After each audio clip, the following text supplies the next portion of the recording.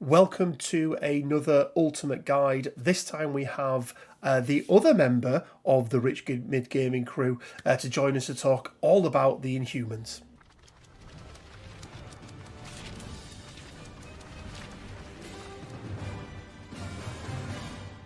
Hey guys, Rich from Rich Mid Gaming. Hope everyone is doing fantastically well. And yes, we're back with another Ultimate Guide. You guys have been asking when the next ones are coming. And joining me, not as always, but it is the king of the Inhumans himself, Mr. Ron Walker. Ron, how you doing? Not bad, dude. Thank you. You've been doing the rounds with these, haven't you? I have, yeah. I've been everywhere now. Well, we just thought if we're going to do an ultimate guide on Inhumans, there were just some affiliations that, me and Quinn just don't really play. And when there's somebody who's sort of managed to crack the code like you have, I think it makes sense to get you on board. But just a quick recap for everyone what we're going to do. So first and foremost is we're going to be putting together what's been dubbed a 3-box challenge roster. So what is a 3-box challenge? Well, basically, you've bought the core box, and then it's the next 3 boxes character packs that you should buy to make your first Inhumans roster. And it's been helped a little bit with at the end of last year when we got all of the crisis cards completely free of charge, because that was one of a big difficult thing, Ron, wasn't it, when you were trying to do a 3-box challenge when you were stuck for the most part, unless you got very lucky and the affiliation you wanted to play had a crisis card in there, you were just getting a 6 from the core box. So actually I think these rosters are going to be a lot more competitive moving forward. Do you agree? Or Yeah, 100%. Like, having to go and buy, say, Ghost Rider or Modoc just for the crisis is a bit rough when the characters that you don't actually want to be playing.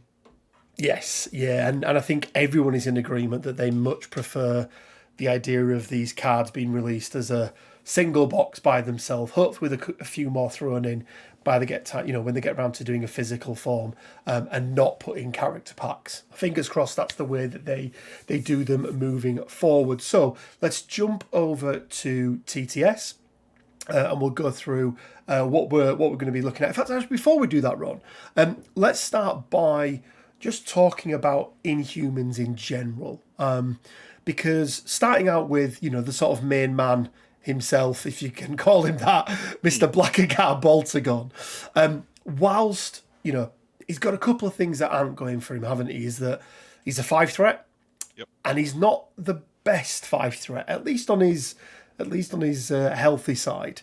Having only 5 stamina doesn't really do a huge amount, but what he's got is an absolutely amazing leadership, hasn't he? Yeah, for me personally, I still put it in the top 3 leaderships in the game. Advanced R&D got changed, became restricted, and it was active character only. This is just 1 power R&D every turn. Yeah, you can do some crazy things with this leadership. Yeah, and I think as really good tactics cards get restricted, or in some cases even banned, what you tend to see is that whether it's particular affiliated tactics cards or in this case a leadership, the value can go up quite a bit, can't it? Because it's a better way of doing it, and actually it's something that you can only do under the Inhumans and you can't do with other affiliations. And he's a man after my own heart, is Black Bolt, because that I've played a lot of games and built a lot of rosters around trying to get activations to turn 1 round 1 activations out of characters that just by themselves they can't do, whether that's a Bill being able to walk up twice and throw somebody, or a charge on a Zemo, or a charge on a Killmonger even. And Black Bolt just makes that so much easier. And the fact that it's at any time during the activation, like you don't even have to do it right at the beginning, do you? Like an Asgard or something like that. It can be, okay, I need 1 power to do this one thing, give me it Lockjaw, which, is the usual case, isn't it? Yeah, the big thing as well, it doesn't have to be the active character. It's just at any point during one of your turns, transfer one power from an allied character to another allied character within 3. Yeah. So, like, sometimes I will just transfer a power to someone because I think they might need it, um, even though it's not on a character I'm necessarily using at that time. Yeah, it makes sense. Sort of a bit of forward thinking there to see and Yeah. sort of try and preempt what's going to happen. And I gather there are some characters out there now. There's a lot of reactive superpowers, whereby you need those, you need that extra power. What do you think of Black Bolt as a character? I sort of gave you my sort of very quick overview there, but where do you think he is as an individual leader right now? Just as sort of his own character card and stats. So if you were to take away his leadership, I don't think he would ever see play other than by the hardcore fans of Inhumans. But I I don't think know. I think there's only you, Ron. No, There's a few. there's a few. I spoke to a few guys. There's a guy that's just made the TTS League finals, Magic Nick. He's gone 5-1 with Inhumans. So Nice. there's not just me that's unlocked them. No, But definitely not. Definitely I not. think Black Bolt gets a bad rap. Yeah, he's 2 Mystic, 5 Stamina healthy, which is extremely rough for a 5 threat. But yeah, I think a 5 dice range 4 energy pierce builder's great. You can spend 3 power to add 2 dice, and 9 times out of 10 you're getting your investment in power back. Yeah, especially with that Pierce. Yeah, definitely. Yeah, for sure. Definitely. He comes with his own reroll built in, like all true Inhumans do.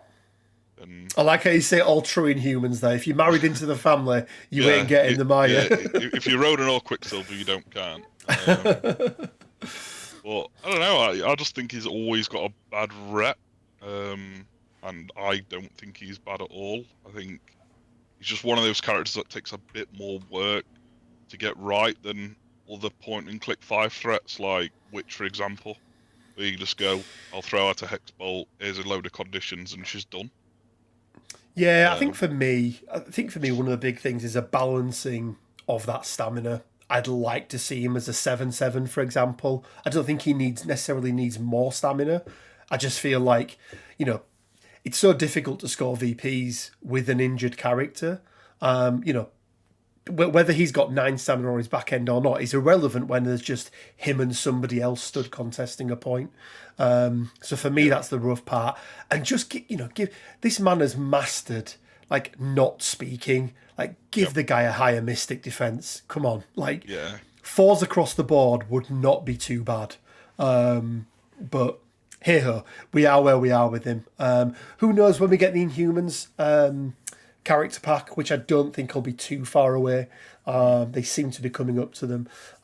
Maybe he gets a little tweak on his card, a little bit like the original core box Spider-Man did. So let's jump over to TTS anyway, and let's take a look at our characters or our boxes that we've got. So what have we got here? Well, we've got every character pack that has an Inhuman in there, and then down here we've got the core box, so the character cards and the tactics cards, and then as we mentioned, all of the crisis cards that are available now completely free of charge on the AMG website. So starting out then, Ron, let's start to build these 10 characters that we need. Obviously Mr. Black Bolt has to go in there. So that's the first character pack that we got. And, I hear a lot of people talk about, Medusa, oh, she's been nerfed and everything else like that. I still think as a 4 threat, especially when you can feed power into her for Royal Decree and that sort of thing, I still think she's an absolutely, great 4 threat character, especially in affiliation. I don't know your thoughts. I play with Medusa every time I play Inhumans. Other than the leadership, she is the backbone. Even after her nerf, I'd still put her in top 5 4 threats in the game. Yeah, she's real good, isn't she? And even though, it's harder now for her to get the push and the flurry, and it's changed so you can't do as jankier things with it, or it's At least it's harder to do those jankier things with it. Again, just the fact that she's got so much control, not just of other characters or enemy characters, but her own characters as well. Being able to do Royal Decree round one and getting another character up the board so that they, maybe don't even have to waste a move, an action on a move or something like that can be absolutely huge. And and as she's a proper Inhuman, she's got that inbuilt reroll there as well, which when you're going for those triggers, really really does help. Let's have a look at the tactics cards then that we get in here. So we've got Attilan Rising, we've got Inhuman Royal Family, and we've got Terrigenesis. And then, unfortunately, a card that we can no longer use because you can see there it's been rotated out, Bitter Rival. So we'll get rid of that one. But these are the three Inhumans cards, aren't they? We don't get any other Inhumans cards in any of the packs. So what are your thoughts on these ones? Let's take them one by one. Attilan Rising, Ron. Where are you at with that one? Does it see any play for you? No, it doesn't see any play at all. Purely for the fact that you gain 1 power for each injured Inhuman character. So if you were to take a squad of 5 characters, 3 of them Inhumans, that means all 3 of your Inhuman characters would have to be injured for one of your other Inhuman characters to gain 3 power. It's just not worth it at all. Yeah, completely agree. Especially when you're talking about injured characters and the fact that they've got power manipulation already, and they've got characters like a Lockjaw who we'll get onto. You all know at home, he is my bestest boy. Completely agree. I don't see any value in this one whatsoever. So we will get rid of that. Inhuman Royal Family. So any number of allied Inhuman characters. Spend £2 to play the card. Once this round, each character that's spent power to play this card may re-roll any number of dice in one of their attack or defense rolls. A little bit similar to Dark Reign, but what you're doing is giving it to the allied character rather than putting it on the enemy character, aren't you? So I would say in some sense a little bit more versatile. But also a lot more expensive as well. Thoughts on Inhuman Royal Family? I include Inhuman Royal Family in my 10 tactics cards, and I do play it sometimes. It really comes down to what my other 5 cards are, and if I have a free slot for it. So if I think I only need 4 cards, I'll tend to throw Inhuman Royal Family in, because it's just a better version of winging it for 1 round, and we all know how good the Guardians leadership is. Winging it is pretty good. Yeah, winging it is pretty good. Like, 2 power's not a big deal.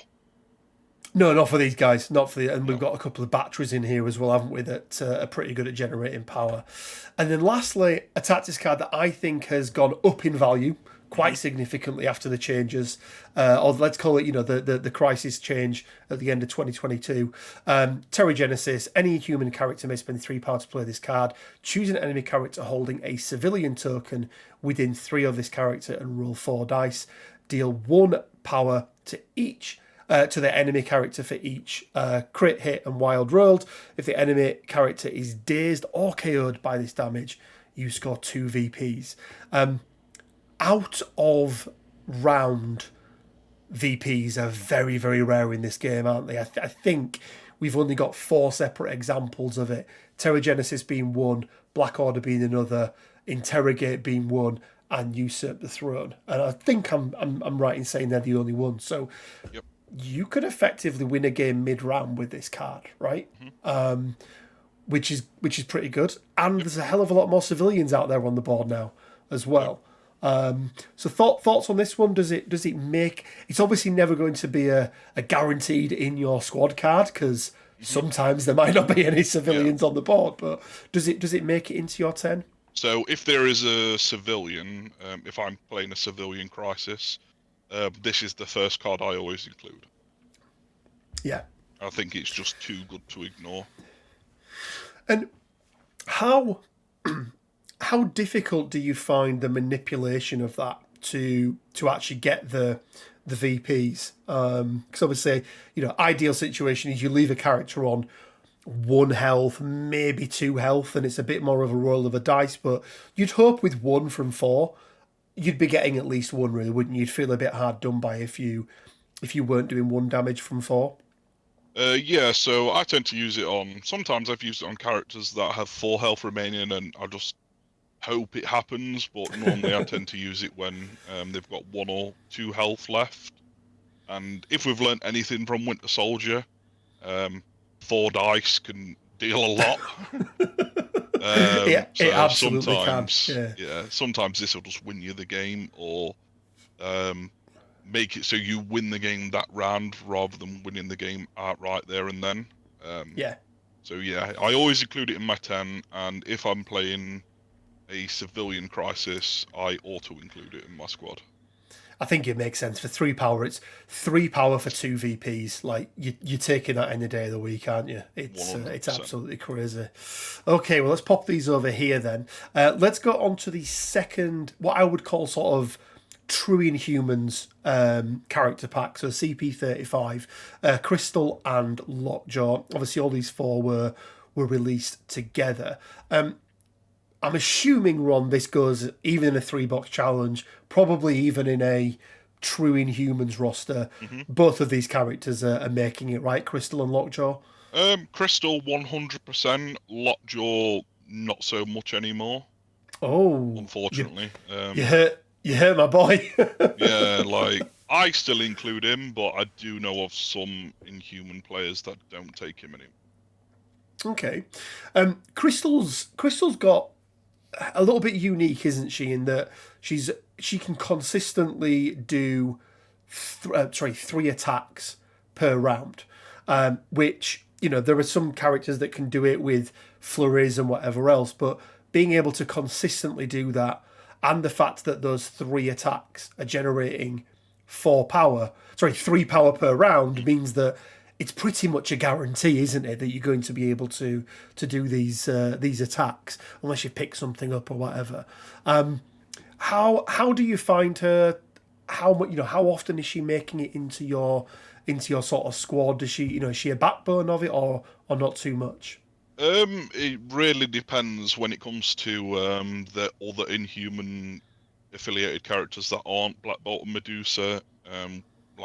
Depending on what I'm versing and what crisis I'm playing.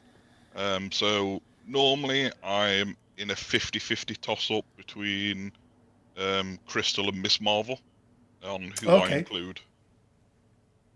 Okay, excellent. So we'll put Crystal up there, obviously, for the purposes of the 3-box challenge. Though, Ron, does the Bestest Boy still get a slot in there?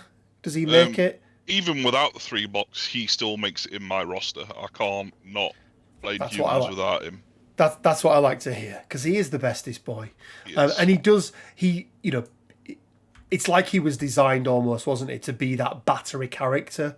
That sort of in-affiliation battery character, so he can be the one that just dishes that power out. So for anyone that doesn't know, what is he called? Who's a Good Boy? So if he, at the start of his activation, if he's within 2 of an allied character, that allied character can be Inhuman. That could be just any other allied character. It can also be a dazed character. There's no stipulation that they have to be healthy. He's going to gain 3 power. And he's got quite a lot that he can do with his power, hasn't he, Ron? Whether it be teleports and throws, or interdimensional bloodhound, or, as we mentioned, just acting as that battery to distribute that power out. So whilst you've got 2 very good characters in that character pack, what are your thoughts on the 2 tactics cards that come? So let's start with Elemental Infusion. Crystal may spend 2 power till the end, until this character is dazed or at the end of the round, when an enemy character that is within 3 of Crystal suffers damage from an allied effect. After the effect is resolved, that character gains 1 of the following special conditions: Incinerate, Stun, or Slow. And, as Crystal moves, that range 3 bubble moves with her as well, doesn't it? Yeah. Does this see any play for you at all, Ron, in Humans when you're playing Crystal? 0. 0, it's just really not worth it. if Crystal is within, like, for this card to really gain value, you need Crystal to be within 3 of a few enemy characters, and if Crystal is in that position, she's likely dead. So Yeah, yeah, it's better not to.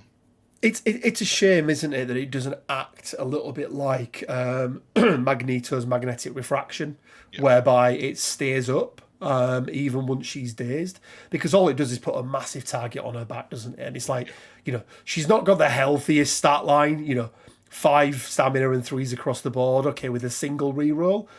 But even so, right, if, a double tap into her and you would expect her more often than not to go down. So I'll just put that to the side here. And then lastly, a card that should be good, but it's really not. It's really not. Last minute save. So this is sort of Lockjaw's, last minute save, right? He spends power. If they would be KO'd, spends 3 power. They remove 1 power and then place within 1 of Lockjaw. I mean, it removes 1 damage even. It can make a character survive, but realistically, that 1 damage that's left on them, anything can just get rid of that, right? A throw from, you pick Lockjaw up and throw it into them because they're going to be within 1, any throws, anything like that. If it's range 3, okay, realistically, maybe a range 4 or range 5 attack is what you need, but it's not enough, is it? Like maybe if it removed all damage, then we're talking about something. But just removing 1. Or even so it works on Daze characters, I think that'd be fine. The fact that it's specifically when a character would be KO'd just makes it really unworth it. Yeah, because you're losing so much value, aren't you? Because if they go, then they're gone. At least if they go, it's almost like if you stopped a dazed character, it's really frustrating for your opponent because they're having to spend something else then to get rid of that character, and that can often be the difference between them steamrolling you and not, right? That last action can be really important. But yeah, I'm in complete agreement. I love me some Lockjaw, and whilst I've put it in there for the memes before, it's never made it in. Let's run through the other Inhumans then. So we've got one other Inhuman box. You already mentioned there, Miss Marvel, who you like to play. But we've also got a couple of others. So we've got Ronan the Accuser coming with Drax. We've got Beast coming with Mystique. And we know Mystique's value in this game at the moment is so high. So whilst Beast may not be the best Inhuman, Mystique may be one of the best splash characters to put anywhere at the moment. And then rounding it out, we've got Quicksilver and Scarlet Witch. Ronan, as a Inhuman, does he, whether it's 3 box or anything else, does he ever make it into your lists at all? It used to when before Deadly Legacy Virus got changed. Of course, you could do some pretty cool jank when he had the Power Stone and score a very early Deadly Legacy Virus. But since that, I've dropped Ronan.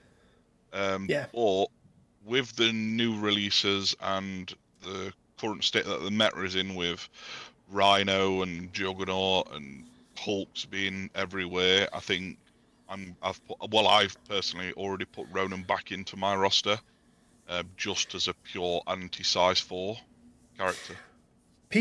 I think people really underestimate Ronan. We talk about him a lot on the channel with Quinn. He has the highest floor of any character in the game, because even if all you do is move him up twice and pick something up or flip an objective, if somebody then walks up to him and double taps him and takes him out, he's getting to do a Kree Justice back at them, which realistically, it's 8 dice energy. It's going to do damage, right? So it's not guaranteed, but it's almost guaranteed a stun and a stagger, which will affect them next turn.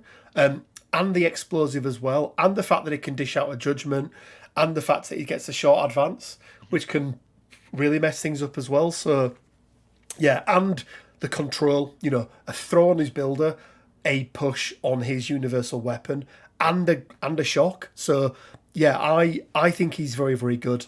I played him in Guardians a lot. He was my big Black Order. Yep. He would be the sacrificial lamb that'd get thrown up for Black Order. I think you can do a little bit of the same with him. To your point, Ron, against the size fours. Yep. I also think he's not a bad Mystique counter either. He can't do it. He can't use the Accuser against Mystique, but usually it's not Mystique that's doing that round one pummeling, is it? It's somebody else. So, I think unfortunately for him though, Drax there's very little value for Drax in Inhumans, so it's probably not a box that we're taking. Quicksilver, any love for old Pietro? Absolute nothing, zero, absolute trash character. Like, but you can speedster him round one. You can't catch me. I don't know. There's just better long movers. He's got a card where you can steal something, but he has to do damage, and Black Cat's a thing. It's just it's quite hard for him. Like, if Black Cat wasn't in the game, then I think Quicksilver has a lot more value just in general. But Black Cat is a thing, and I just don't think Quicksilver's worth it in any way. No, it's fair enough. It's fair enough. You don't buy that box for Quicksilver. No, you buy it for a certain 5-threat witch. So let's get on to the box that we are going to take. Ron, I think we kind of already alluded to it. But I know Beast is a character you're playing or have been playing in your normal roster already. What is it like about Beast, and why does he work in Inhumans for you? The first big thing is that he's a medium move on a medium-sized base 3-threat.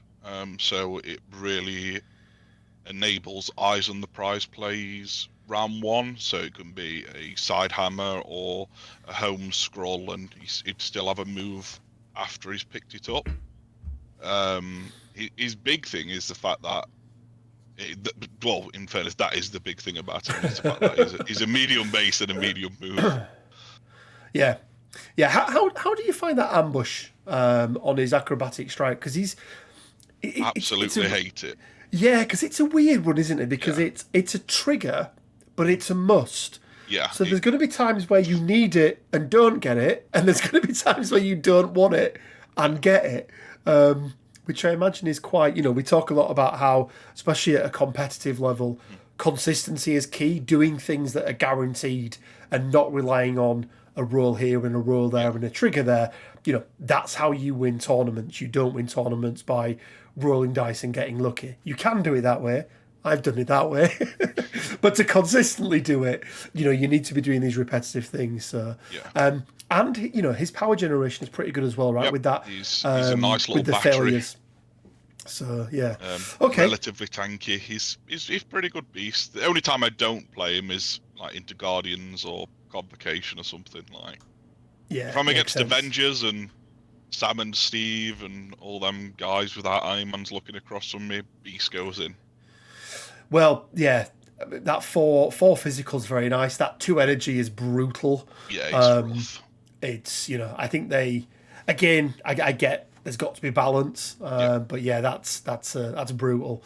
And then Mystique. Obviously, she's not an Inhuman, but you guys have probably seen some of the plays out there at the moment. Big things for her. Shapeshifter is huge, but actually, what's bigger than that is Deception. And I don't think this card run is long for getting something done to it. I was talking the other night to somebody, and I think range 2, make it a range 2 card, a range 3 card, and all of a sudden it becomes perfectly fine. Yep. So a little bit like what Emma's is, where Emma's where she transfers the activated token. That's range 3. I feel like this could be exactly the same and it'll be fine. But it is the third box that we are going for. So let's put these characters up here. Let's put these 2 tactics cards here. And let's talk about tactics cards in this box. You just mentioned Deception. I mean, it's going in there. It's staple to Mystique. Yep. You already touched on advanced R&D. Because of the restrictions around it now that are twofold, the fact that it's an activation and the fact that it is a restricted card, For me personally, I don't feel like Inhumans need this, and I No, think they're not at all. better. They're better taking some of the other ones. Yeah, And then Books of Truth we can't take anyway because it's we're not playing Brotherhood. Brotherhood of Mutants. So No. let's get rid of these. Let's just pop these down here, and let's take a look then at what else we've got access to with the other characters, because we need to pick ourselves another 4 characters to start off with, Ron, from the core box. Obviously, the one thing we don't have is a 2-threat. Yep. I don't know how valuable you think a 2-threat is, but for me, especially when we're doing a 3-box, Black Widow often makes an appearance just purely because she's a great, rear objective holder. People have got to get within range of her, and she does have a little bit of stuff that she can do with a mixed technique and Counter Strike and that sort of thing. Yep, I think Widow goes in straight away out of the core set. Excellent. And who else are you looking at then? So, again, thinking about that leadership, there are some characters here, aren't there, who really benefit from an extra power. The likes of Zemo with his charge, being able to get binary form on board earlier, or even a Danvers special round 1 potentially if you get a couple of power into her.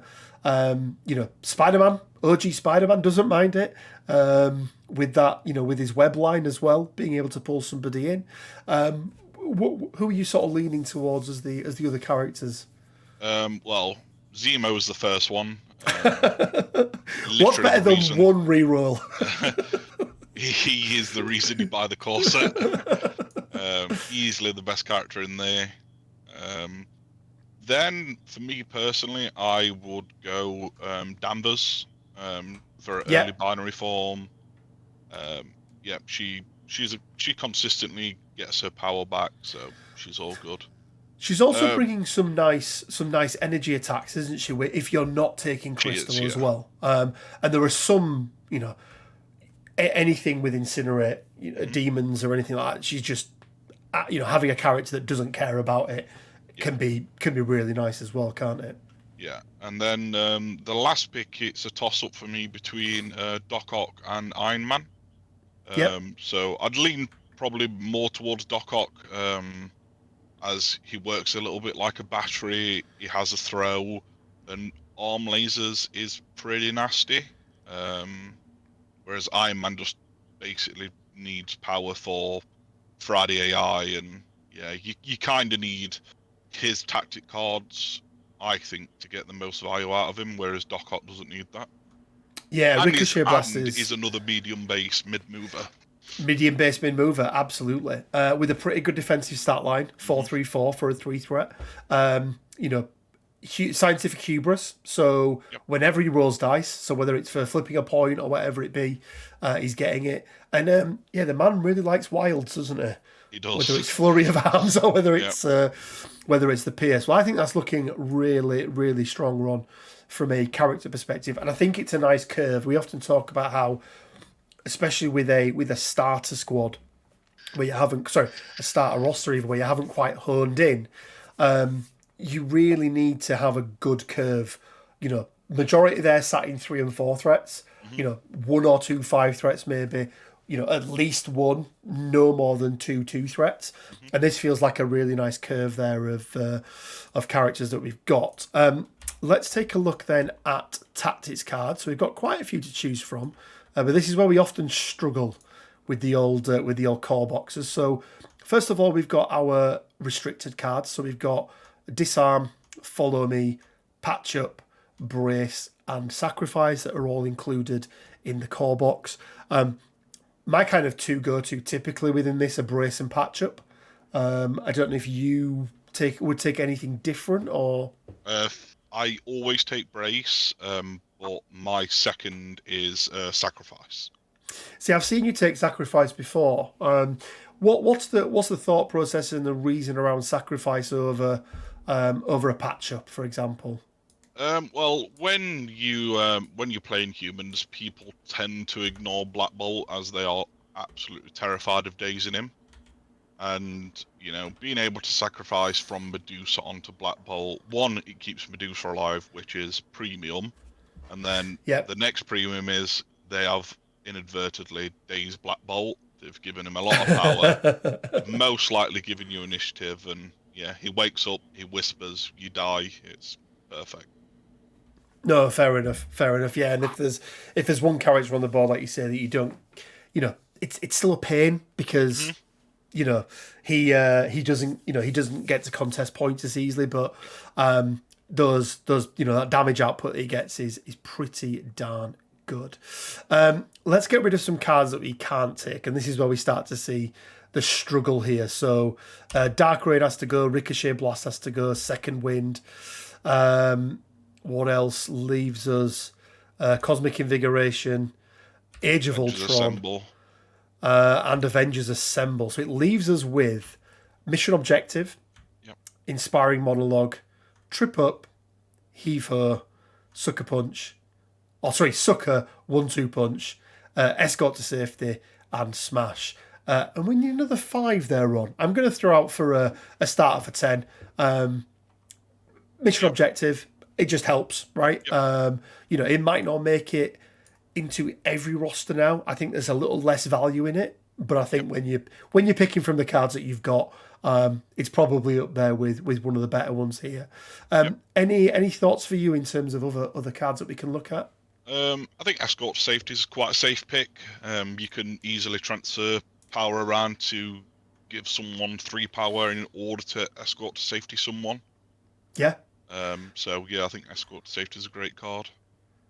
Yeah. The other one I would say that I don't mind, Inspiring Monologue. Again, it just allows you to mitigate or potentially mitigate a big loss. And the fact that it's not the character, you're not relying on the character that is doing the rerolls. But if you've got somebody up front, a Danvers, for example, is on that midpoint, and you just want to keep her alive, Lockjaw paying 3 power for that is quite nice. So what we got left then? 2 more? 1, 2, 3, 4, 5, 6, 7, 8. Yeah, we need to pick 2 more from Trip Up, Heave Ho, Sucker, 1-2 Punch, and Smash. They're not great choices. They're not, are they? Smash has some use, as there is a few size 3 characters in the roster. Also, it gets rid of terrain, so your opponent can't use it, which is also That nice. is true. If you get someone who wants to throw things. That is true. I don't want to Trip Up. Again, it's never going to make it into a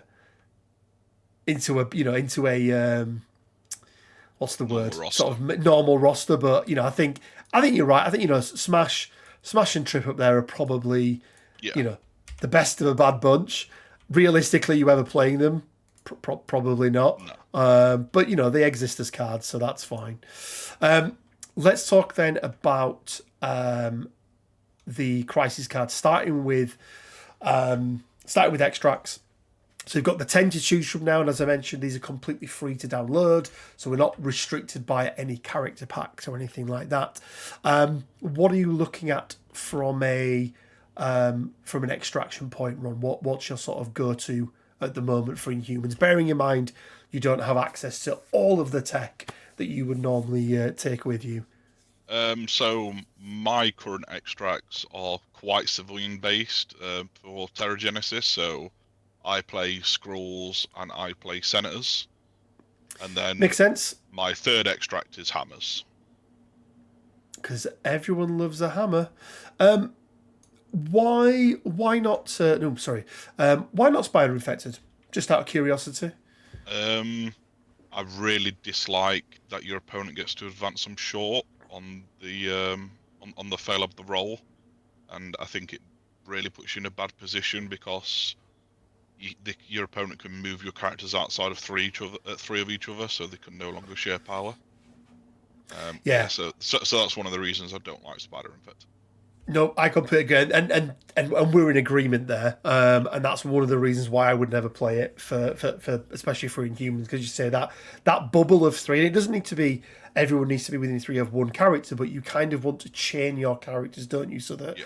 everyone's got somebody who can give them a power should they need to. And yeah, and you know that you always fail them, right? Like it's always the case. Yep.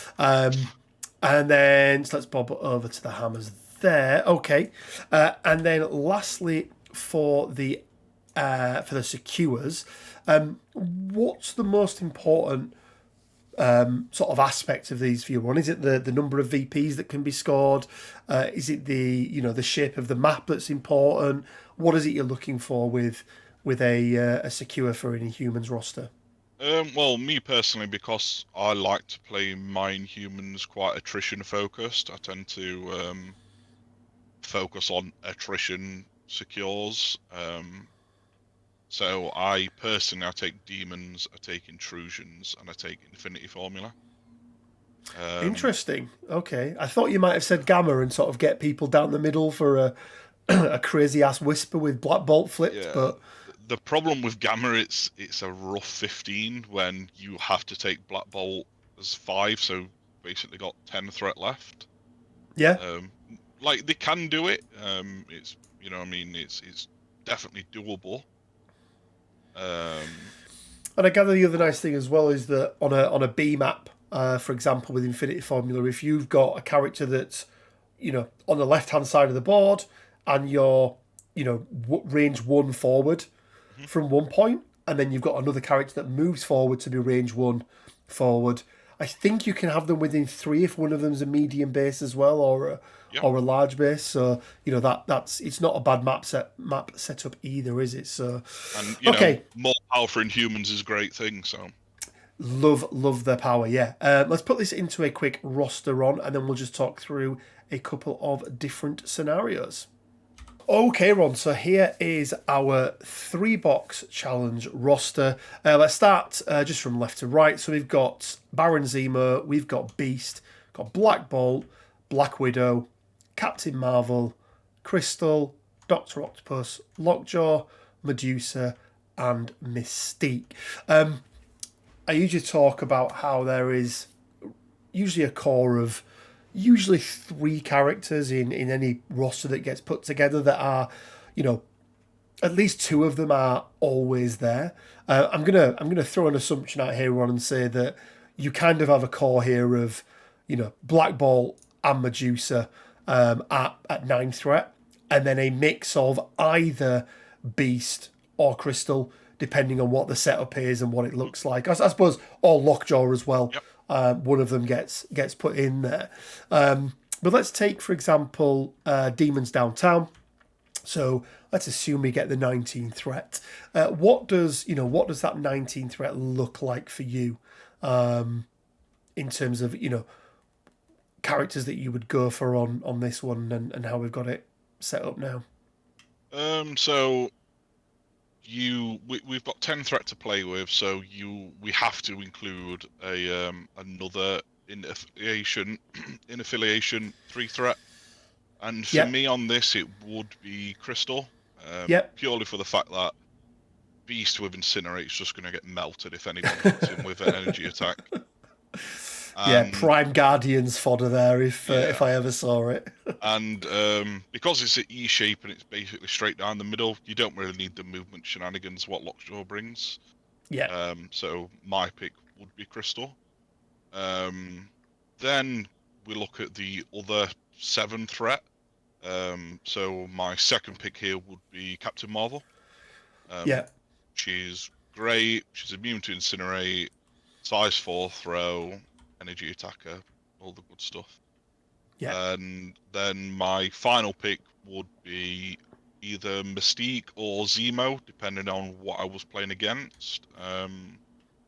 9 times out of 10, it's probably Zemo, because on an E map you are quite close together anyway, so you can really abuse the rerolls that he brings. But if he was against an affiliation which they have a character that you don't like and you want to kill straight away, then Mystique and Deception choice. Yeah, absolutely. Yeah, if there's objectives in the middle of the board, right, and they're going to have to come out and get them, yeah, Mystique is a great choice, for that.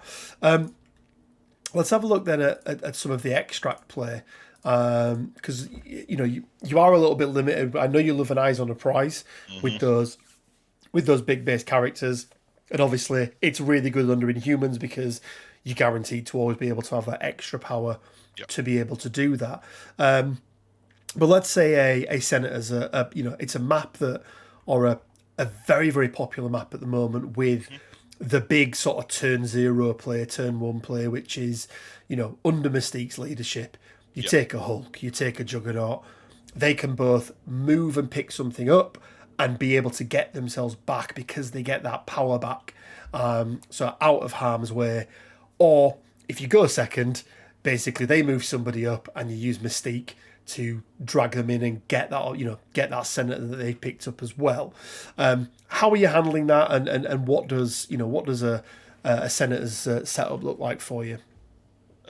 So obviously we have still the core of a 9 from It's going nowhere. Medusa. But now my affiliation choice is Lockjaw. So Lockjaw on Senators is especially good because he can teleport himself forward 3.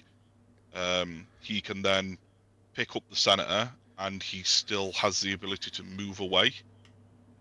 So normally with Senators, once you pick it up, you can only make one move action, and if you used your move action to go and pick up the Senator, it also classes that as the one move action that you can make. So Lockjaw's really good for teleporting people up to the midline, teleporting himself up to the midline, picking up a Senator, and still being able to have a move away. To move back. Yeah. It's so important, isn't it? Because, as we mentioned, the big thing that we're looking at with Senators is Mystique, right? She just goes up, picks one person off, brings them onto their back line, and usually they are one or two characters down from what you are in terms of height, because it'll be a Juggernaut and a and a Hulk. So they typically will daze that character and then KO that character straight away the next round, and you're down X number of threat, which is never a good position to be in. Who rounds out the list then? We've obviously got 12 threat here. Are we taking any other Inhumans, or are we looking at some of the splash characters to help us out? So because there's only 7 threat left, and we only have 1, 2, and no 5, you have to take Danvers again. Yep. Which is not a bad thing. No, not at all. She doesn't mind it. But my last pick on this would be Mystique, purely for Deception. Yeah, bringing that Deception in there makes absolute sense. Cool. Okay, Ron. So there we go. Let's just quickly round out the roster so everyone knows what we've taken as well. So Tactics cards, we've got Brace for Impact, we've got Deception, Escort to Safety, Inhuman Royal Family, Inspiring Monologue, Mission Objective, Sacrifice, Smash, Terragenesis, and a guest appearance from Trip Up. You won't be using Trip Up. Cool, Ron, we're going to head over now to Cerebro, and let's put together... We may have an idea of what's going in this roster already anyway. It may be a York Weekender winning roster, but we'll go into a little bit more detail around a full Inhumans roster that's been tweaked and primed and access to absolutely everything. So, we'll jump over to Cerebro and take it from there. So, we're over at Cerebro. For anyone that doesn't know, cerebromcp.com. This is what I use to build all of my rosters. Ron, I think you use the same as well. I do, yeah. It's got some really nice export tools, exporting either directly into TTS, or now they've just had a new feature, haven't they, where you can export it directly into... Longshanks as well with the code, and it pulls up everything for you as well. So some really, really nice new integration features there. But let's start off then. Let's start off with affiliations. Let's go to Inhumans. Who makes the cut? Who doesn't make the cut? Are there any extra characters that we're taking other than the ones that we took in the main roster. So obviously Black Bolt makes it. Medusa's in there. Who else? Who else makes the cut? Beast, Crystal, Lockjaw, Miss Marvel. Oh, excellent. So all 4 characters from the 2 boxes that we bought are in there, which is really nice because it means that people aren't having to go out and buy completely brand new boxes when they do this. So yeah, that's really nice that we're carrying so much through. And obviously Miss Marvel is a solo pack anyway, so yeah, that's always really good. You mentioned Ronan. Is he making it back in at the moment or not? Not quite. I'm currently toying and testing with him purely for the fact that Immortal Hulk and MODOK are coming, and obviously they're both going to be size 4s. So depending if they make it into the meta where I currently play, Ronan is definitely in consideration for going back in. Okay, so just one to watch out for. Maybe not yet, but if we get a couple more of these big characters, because there's already a lot of them, but a couple more, Ronan is definitely one that is worth looking at. Cool. So who else outside of the Inhumans, from a character perspective, are we taking? Are we taking any big hitters ourselves? Any big base characters here at all, Ron? Or no, there is no characters that are on a 65 mil. Strictly 50 mil. Okay, excellent. And my beta of choice is Uflik. Fantastic. Yeah, a character that I think we maybe were a bit too harsh to judge at first, shall we say. He definitely went up the moment we saw Rock Control as a tactics card. You know, especially when you can be guaranteed to get that extra power onto him round 1, and the fact that it's out of activation, which is absolutely crazy. Who else is making the cut? Number 1 splash character for Inhumans, in my opinion, is Captain Sam. Wow. Okay. And why is that, Ron? What makes him so good as an Inhuman? Long mover, guaranteed power on the shield throw. Airlift, which a lot of people don't tend to use, but in Inhumans is great to place Medusa within 2, and then Medusa can roll a decree up further and stuff like that. So generally, like, really good turn 1. And yeah, Sam's just an amazing character. I tend to play with him in most of my affiliations now. I would argue, and people may disagree with me or agree with me, I would argue he is potentially the best splashable leader in the game. I don't know of 100%. any other leader who is as splashable as Captain Sam. It's between him and Mystique. Mystique, yes, that's a very good point. Very good point. Mystique is Sam, reliant on a card, though. Yeah, she's reliant on a card. I think Sam has Mystique beat personally. Just. So you've got 2 characters left than one. Who else makes the cut? Pyro. Nice. Is he there just to annoy people? He is. Everyone's favourite Aussie maniac. Yep. And who's rounding it out then? It is Rocket. Rocket. Not often that we see Rocket without his deadly duo partner. What's the thought behind a Rocket as opposed to, a Toad, or Toad being probably one of the most popular 2 threats in the game at the moment? What's the thought process behind that? So I needed a 2 threat, but I also wanted them to have some sort of presence, be a battery for my other characters. But mainly I needed a 2 threat back point holder. So my choices, I was contemplating Rocket, Bullseye, and Wong. The reason I landed on Rocket is I think he is harder to kill because he always has cover. He has a range 5 dice builder, which is pretty good. 2 threat. So yeah, I just basically sit him on a back point, throw out 2 range 5 shots, transfer power about. That's pretty much his job. Do you know booby traps catches so many people out as well when Yep. they do So actually want to go take him out? So yep. completely agree. I mean, a lot of love for the Trash Panda. Let's talk about tactics cards. I've just jumped straight into the Inhumans one there. I can't imagine Attila Rising gets any more value because Miss Marvel's in there. But do we keep Inhuman and keep Terrigenesis? Are they both? Yeah, I currently run both. Excellent. So then let's talk about character-specific tactics cards. In fact, let's start with restricted, because you started out. Obviously, we had brace and we had sacrifice. Do those carry over? Do we still stick with those same two? Okay. Yep. Look at the value that Ron's giving you guys from this core box. It's unbelievable. So they're the two restricted. Now let's talk about character specific, because you've got some characters in here who have got some, quite nice tactics cards. Yep. One I'll bring up straight away, obviously. Oh, let's do it this way. Is Ulik's card, Rock Control. Yep. Range 5 plays for 3 power. Absolutely amazing. Yep. Any other character specific cards that we're taking? So the only other character-specific one I take is Pyrotechnics. Yep. Yeah. Causes some absolute destruction, doesn't it, with your opponent? Fantastic.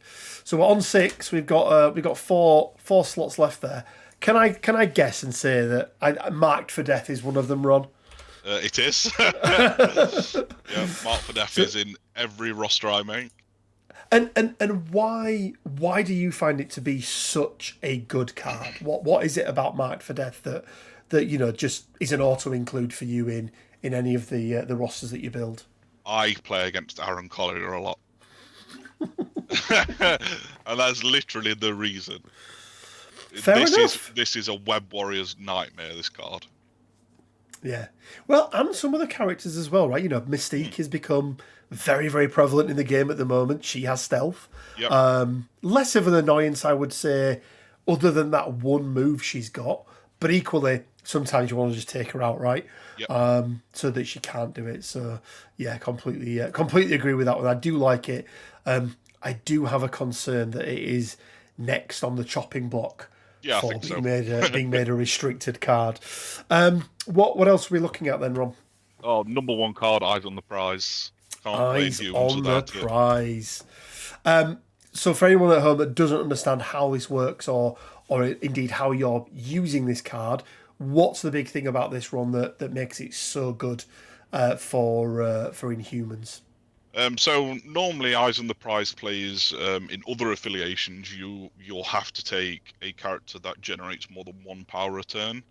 So it's normally like Asgardians tend to run Eyes on the Prize, or people are now splashing Bill with Eyes on the Prize, Red Skull, etc.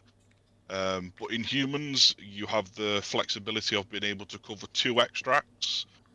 So if you don't have priority, you still have an Eyes on the Prize play for your, the other wide extract. So if you take Hammers, for example, in a normal affiliation, if you don't have priority and you're looking to do an Eyes on the Prize play, your opponent will just go and take the extract from the character, like across from the character that you've deployed that is likely to do the play.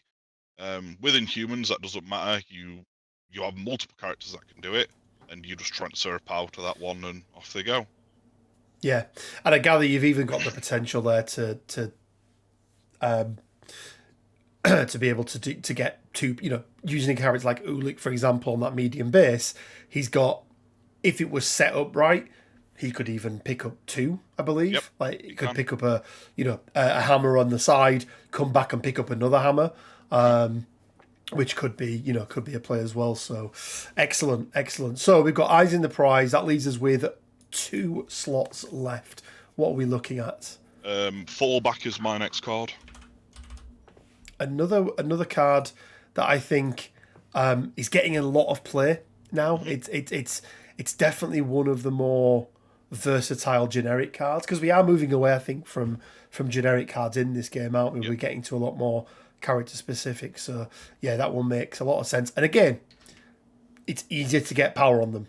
So, if you know someone's going to be up, someone's going to be taking a punch, it's a real nice way of being able to either get in range for something else, maybe back in range for a lockjaw, a lockjaw teleport to get him out of the way, or just denying your opponent the objective they're holding, which I think is how it's used more often than not, isn't it? Meaning that they, that second hit they do, they're not just going to be able to pick it up because they need to take an action to move and grab it off them as well. So, okay, and then last but by no means least, Ron, what goes in there?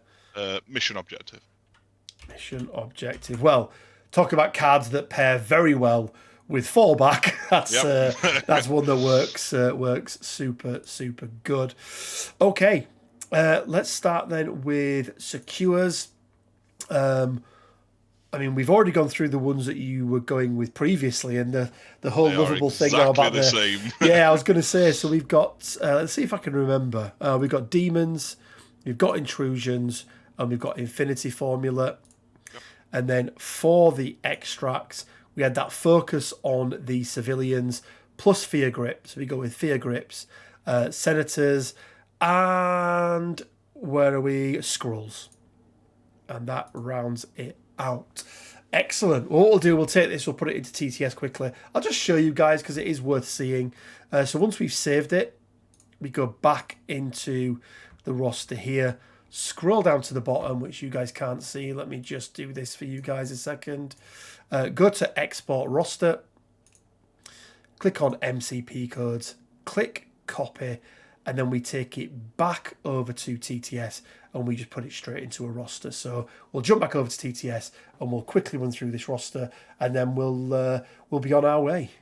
Okay, guys, so we're back on TTS. All we do is really simply Control V on here, click create roster, and then hopefully, fingers crossed, Ron, the roster we created should be waiting for us. And look, there it is in all of its glory.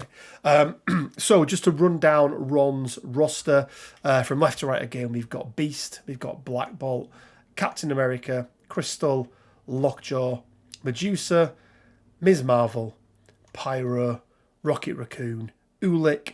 We've then got Demons, Infinity Formula, Intrusions, Fear Grips, Mutants, Senators, I always call it Mutants, Skrulls, and then we've got Eyes on the Prize, Fallback, Inhuman, Marked for Death, Mission Objective, Patch Up, Pyrotechnics, Rock Control, Sacrifice, and Terra Genesis. Ron, obviously that core doesn't change, right? Black Bolt and Medusa, but I gather what you're doing there is giving yourself another option there with Ms. Marvel, and we all know what her movement can be like, right? She can get her on the board so well. Again, extra power onto her. She does not mind being able to do a take out the trash or an embiggen or something like that. But just as a general overview, you mentioned there that you play fairly attrition focused with your Inhumans. Do you ever find you have to switch up your play based on an affiliation or a particular player that you're coming up against, or do you tend to have a plan and stick to it, or you're quite flexible and can pivot in and out of a more control focus, for example, because you've got a lot of control characters on here as well? Inhumans can really play any type of play style. It literally comes down to what the characters that you include are, what you're against, and the crises. So I have found myself playing fast scoring or control. The characters are fairly flexible. Medusa could do everything, so yeah. She really can. And to be fair, that you've got a couple of characters in there that can do a lot, haven't you? Beast can get around if you do get that ambush and you want it, but he can also throw, like you say, Sam with that ricochet and the push can be awful for your opponent, denying your opponent points. Ulik can get around the board. Yep. Rocket's got some tricks and traps up his sleeve, or booby traps even. Pyro with pyrotechnics. Although I do remember you saying that Pyro was the only character you didn't play during York. No, didn't use him. So you mentioned Ronan and he's potentially coming back into there. Who are you dropping? Who gets taken out for Ronan? It's currently Pyro. Currently Pyro. I mean, Yeah. it does make sense if he's the one character who you haven't been playing with. And is there any sort of a final sort of thoughts then, Ron? What advice would you give to somebody who is in that position of, they've just bought the core box and for whatever goddamn reason they love that really shit TV show, but really want to play the Inhumans? What sort of final advice would you give to somebody who is looking to play, play them? Because I think what you've proven is any affiliation you can make work as long as you put the reps in with it, and as long as you have a plan, and as long as you know what you're doing, you can win with anything. So what advice would you give to somebody who's looking to start out? The biggest and most important thing with Inhumans is ultimately Black Bolt. Trying to get as much out of Black Bolt as you possibly can, for a healthy 5 that is very subpar, but an injured 5 threat that is very above par. But the main thing is just learn the leadership. Just master it, use it every turn. Even if you don't need it, think a turn or two ahead. Oh, potentially, does this character need a power? Does this one need a power? Oh, does this character need 2 power? So I have to do this for 2 turns. It all revolves around the leadership. And then once you've got the leadership down, it's the round 1 plays. The eyes on the prize plays, the movement shenanigans that you can do with Medusa and Captain Sam and Ulik and stuff like that. And by all means, this is not like the best roster out there. This is just the roster that worked for me. I know there's some other very good splashable characters that you can take in Humans if they're more your speed. Sentinel Prime is a big one. Sorcerer Supreme Strange is another one. Anyone really that you can abuse the early power transfer on makes a really good Inhuman. Black Bolt is the key. Get him to work and you'll win games. Yeah, and he can be good. If you can get an early, what's he called, a master punch out, that can be devastating, right? Mm-hmm. And the fact that it's a throw and then a place, and it's a size 4 throw as well, he can get around the board if he really wants to. I know. When I started playing with him in the past, I used to use no matter the cost to do a master punch round 1. Yep. Because again, the same. Yeah, I didn't care about dazing him because he's pretty good on his other side. So yeah, cool. Well, Ron, thank you so much for joining us on this one. Again, I think you've been an inspiration to people out there who don't just want to play Guardians of the Galaxy and Brotherhood and what'll I imagine be a lot of Hellfire Club coming in the next wave as well, and to show that characters in this roster, the core there of Medusa, Lockjaw, Crystal, and Black Bolt, and Beast, to some extent, they've had no changes. In fact, the only changes they've received are nerfs, and they've not had anything else done to them, and yet you can still make them work. So thank you for taking the time to go through this with me. Hopefully you guys at home have enjoyed it. If you could leave a like, it really does help. That's a thing apparently that the algorithm loves. If you want to support us even further, you can do on Patreon. There'll be a link down in the description below. We've got our Discord up and running now as well. There's, I think, nearly 800 people in there now, Ron, which is utterly crazy that 800 people are part of our community now, but it's amazing. And Ron, will see you on Wednesday, as you are now going to be a regular member of the Weekly Bugle crew, plus some other videos like this as well. We've managed to snatch him. It was drafting season for MCP influencers, and I managed to get an early bid in, and managed to get Ron. So Ron's going to be joining us on some other videos as well. But you can check us out every Wednesday at 5:30 UK time, where we'll break down all of the news, or sometimes lack of news from MCP. PvP of this week. I do believe we've got some Immortal Hulk cards that got revealed, so we'll be taking a look at them later on in the week. But yeah, guys, as always, it leaves me with just enough time to say stay well, keep safe, and until next time, bye for now.